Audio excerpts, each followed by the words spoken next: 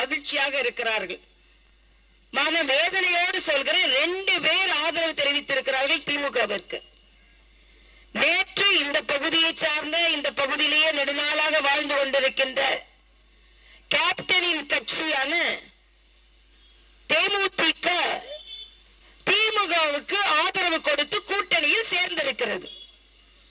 உடனே திமுகவை சார்ந்த சகோதரர்கள், திமுக கூட்டணி கட்சியை சார்ந்தவர்கள், நாங்கள் பலம் பெற்றுட்டோம், பலம் பெற்றுட்டோம், பலம் பெற்றுட்டோம் என்று சொல்கிறார்கள். நான் சொல்கிறேன், நீங்கள் பலவீனம் அடைந்து விட்டீர்கள். ஏன்னா மரியாதைக்குரிய விஜயகாந்த் அவர்கள் வாழ்நாள் முழுவதும் மக்கள் விரோத திராவிட முன்னேற்ற கழகத்தை தீவிரமாக எதிர்ப்பதிலே தனது வாழ்நாள் முழுவதையும் செலவிட்டவர்.